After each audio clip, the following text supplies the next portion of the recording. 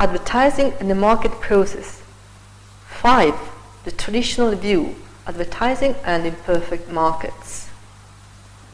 In the previous lectures, we have revised some basic concepts and tools which are necessary to analyze the impact of advertising on the market. Now, we can address the main topic of this course, that is to say, the economic theories of advertising.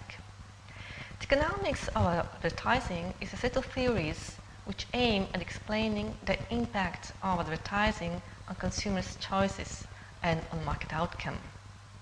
Despite the complexity and differences of the various contributions in this field, it is possible to distinguish two main approaches which, based on different assumptions about the mechanism of action of advertising with regard to consumers' choice and ultimately about the very concept of consumers, arrive at predicting different consequences of advertising on market structure.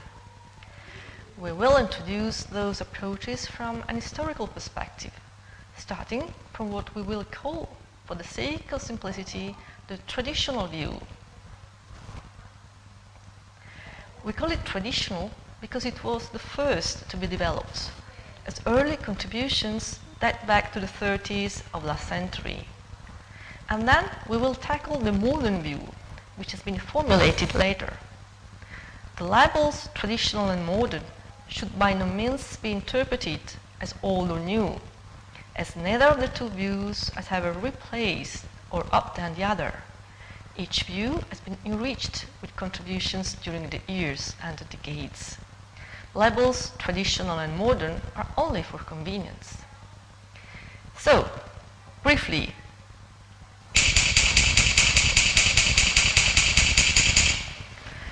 according to the traditional view, advertising has an anti-competitive effect on the market and acts through persuasion, while, according to the modern view,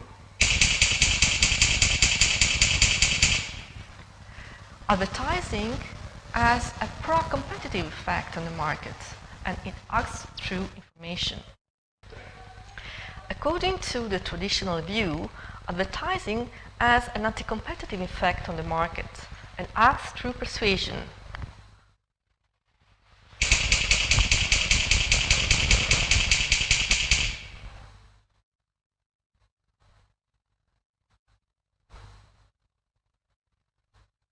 While, according to the modern view, advertising has pro-competitive effects on the market and it acts through information. Both views hinge on the concept of consumers. Are they passive, unwary, easy to mold and persuade? Or are they rational, able to pursue their ends and manage information? In other words, do they make choice in their own interests? Let's start from the traditional view. Why is advertising anti-competitive? First of all,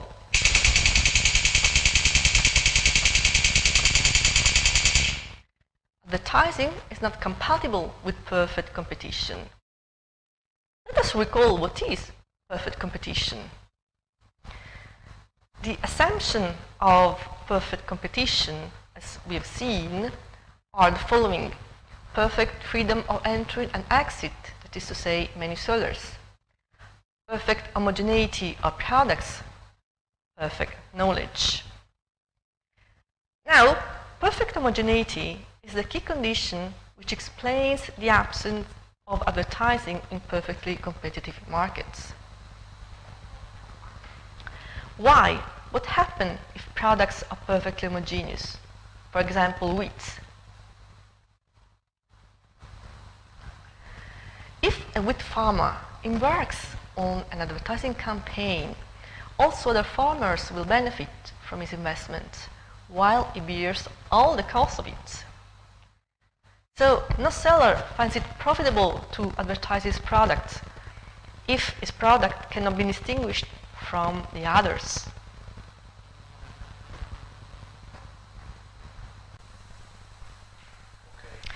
Advertising then is not compatible with perfect competition.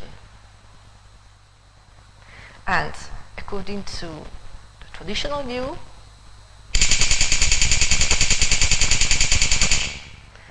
presupposes product differentiation. This means that it implies some degree of market power. Why? What does product differentiation imply? Take, for example, Kellogg's, perfumes, cheese, clothes, jewels. These are all examples of product differentiation. Product differentiation means that products have common characteristics, but each seller is able to differentiate its own product, its own brand, from the product sold by the competitors. If this is the case, it means that each firm can profitably increase the price of its product by a certain extent, without fear of losing market shares, because consumers will continue to buy and be loyal to that product for its own characteristics, which with farmers cannot do. Advertising is not compatible then with perfect competition because of the condition of product homogeneity. But if we erase product homogeneity and replace it with product differentiation, we have the model of monopolistic or imperfect competition.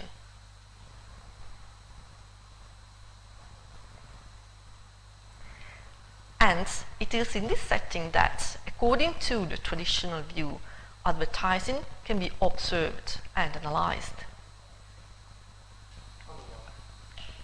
What's the difference between perfect competition and monopolistic competition? In perfect competition, firms are price takers. That is to say, they take the market price for given. This is the market price. And this means that firms assume that they cannot raise the price above the market price.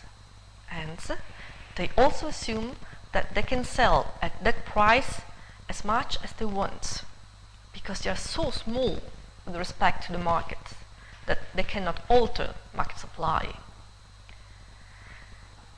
The assumption of price taking implies that price is marginal revenue. So, the profit maximizing condition, that is to say the equality between marginal revenue and marginal cost, in a perfectly competitive environment becomes the equality price marginal cost.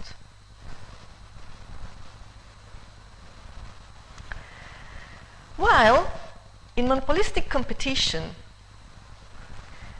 because of free entry, there are many sellers competing in the market. However, because of product differentiation, each seller is somehow a monopolist for his product or his brand, because each product has its own characteristics that consumers appreciate and that distinguish it from the others. So each firm faces a downward sloping demand curve, which implies that marginal revenue is always below price.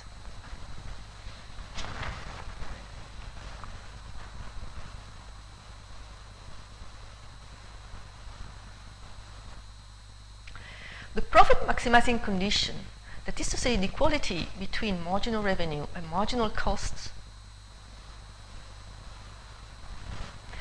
implies that the price will always be above marginal cost, and that the distance between price and marginal cost is a measure of market power.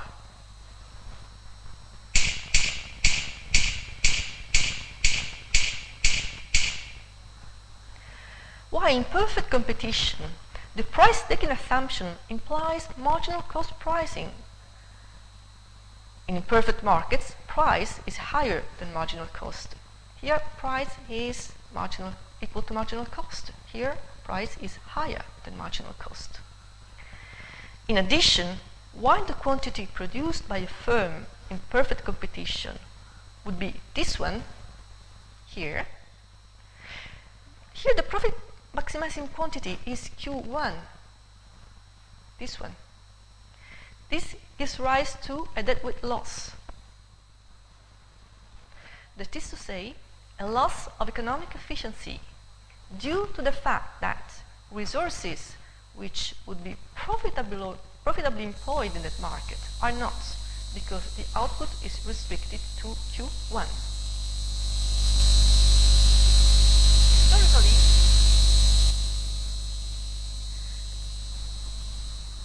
the models of monopolistic or imperfect competition date back to the 30s of last century, and they were supposed to provide a more realistic setting than the theory of perfect competition. Up to now, we have seen that advertising is absent in perfectly competitive markets. Advertising is not compatible with perfect competition because it presupposes product differentiation, so it is associated with the presence of market power and with imperfect markets. This claim is quite neutral as such. However, the theories formulating during the 30s went a step further. Advertising is per se a cause of product differentiation, as it contributes to distinguishing each seller's product in the eyes of consumers.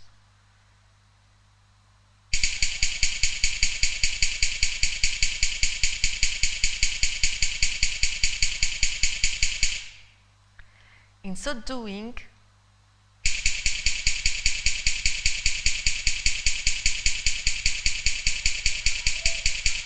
advertising increases the demand for the product.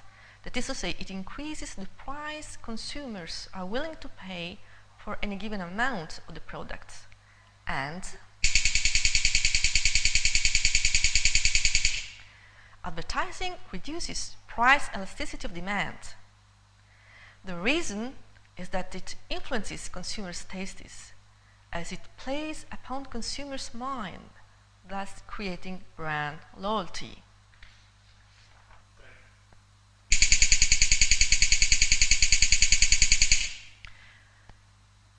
As a result, advertising increases market power and jeopardizes competition.